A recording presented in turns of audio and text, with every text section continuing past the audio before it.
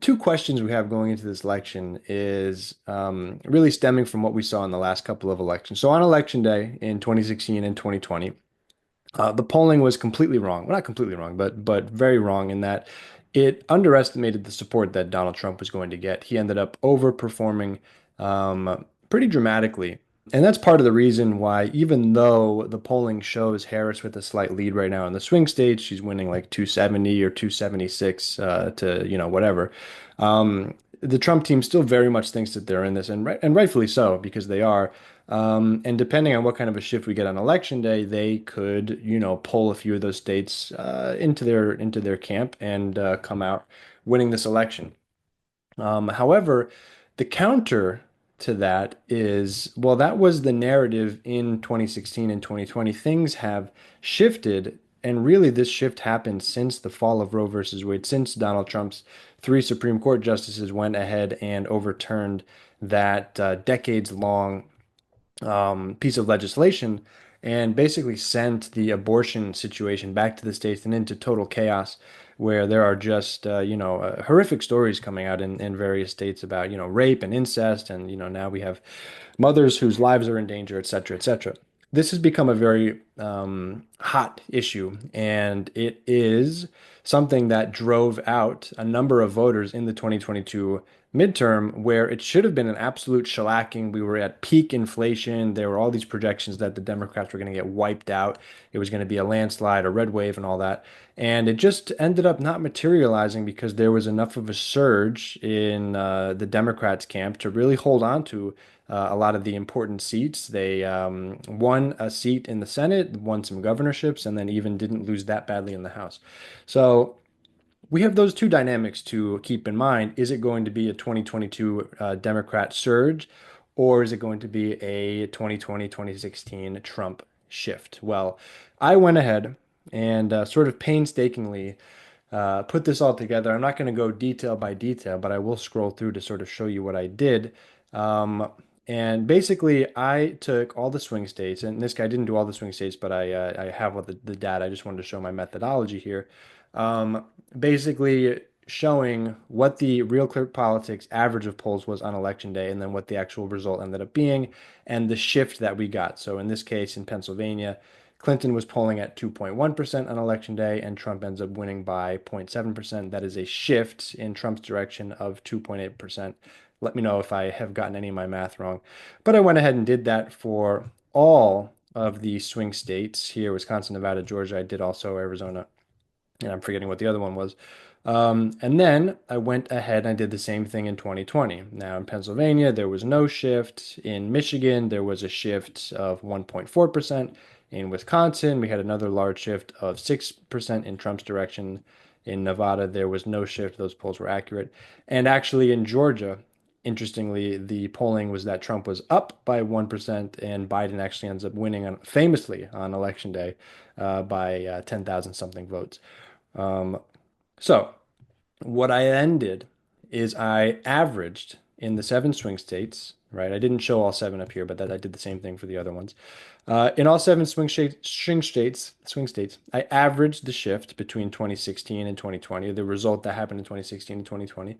And in Pennsylvania, I had an average shift of 1.4 in Trump's direction, in Michigan, 2.65, in Wisconsin, a massive shift of 6.6, et cetera, et cetera. Okay.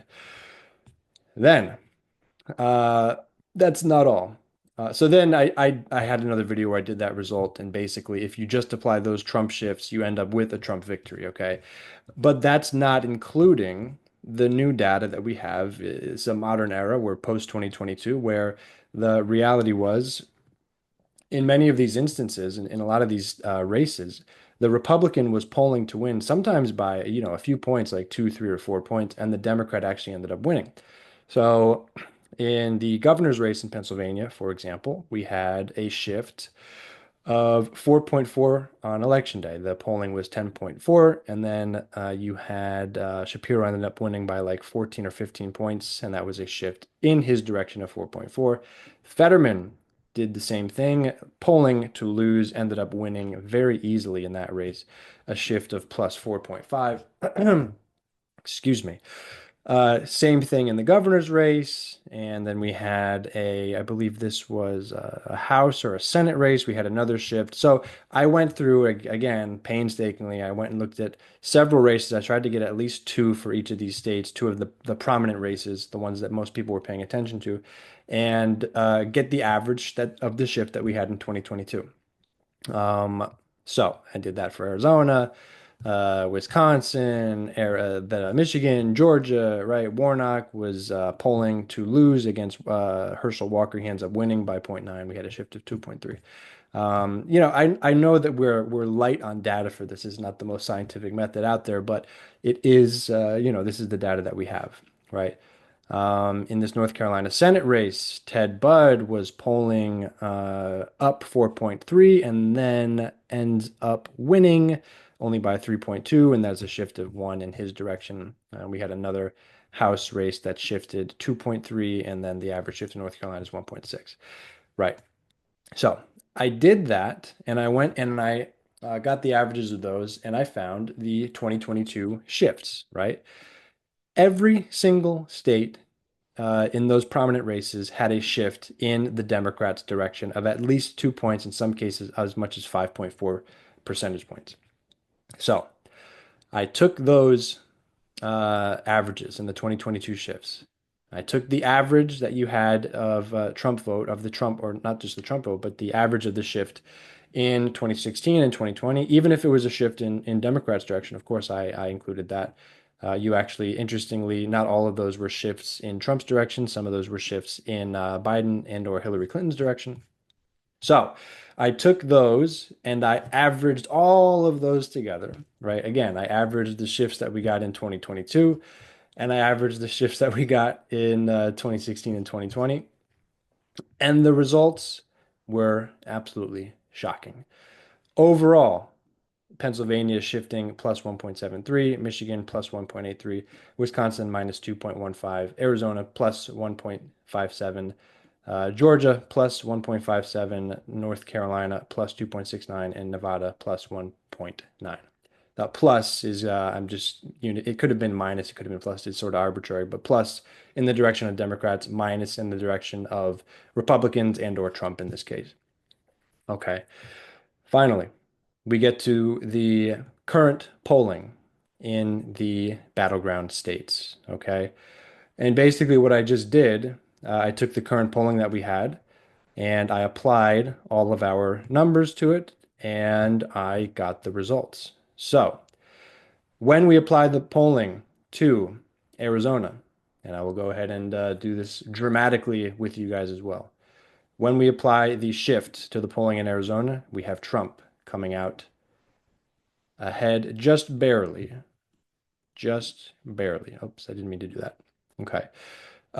When we apply the shift to Nevada, Harris is already winning in Nevada. You have a positive shift there. She goes on to hold on to Nevada. Not very surprising. Okay, Wisconsin, Harris is currently leading in the polls, but we get a Trump shift of at least of about 2.15%. That is going to shift Wisconsin into Trump's category. In Michigan, Harris is up by 1.4. We have another shift of 1.38.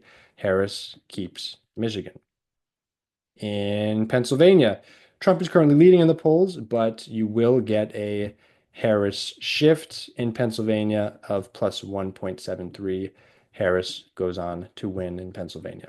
Getting very, very dicey there. And then in North Carolina, currently Trump leading by 0.6. We do have a shift of, I didn't write it there, but we have a shift, excuse me, of minus 3.7. The polling here was Dem plus 0.37. We have a shift minus 0.37 because that shifts towards the Democrats, but not enough. Trump is able to hold on to North Carolina there. And so there he goes. Whoops, there we go. And then, sort of unfortunately, and anticlimactically, there was a recent shift in the polling in Georgia where we had it tighten up a little bit. Currently, Trump is up by 1.4. And after all of our data, our meticulous data was applied, there was a shift overall over the several election cycles of plus 1.4. in the Democrats' direction. So we shift that to minus 1.4. And we have an absolutely dead tie.